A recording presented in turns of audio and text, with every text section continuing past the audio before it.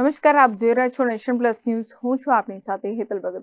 કરજણના કોઠાવ ગામ ખાતે આર્યુ ફાઉન્ડેશનની from ક્લોસેટ two comfort દ્વારા વંચિત સ્થાનિકો માટે કપડાદાન શિબિર યોજવામાં આવી હતી. કરજણના કોઠાવ ગામ ખાતે આર્યુ ફાઉન્ડેશનની ફ્રોમ ક્લોસેટ ટુ કમ્ફર્ટ દ્વારા આર્યુ ફાઉન્ડેશનની ટીમે સફળતાપૂર્વક કપડાનું વિતરણ કર્યું હતું.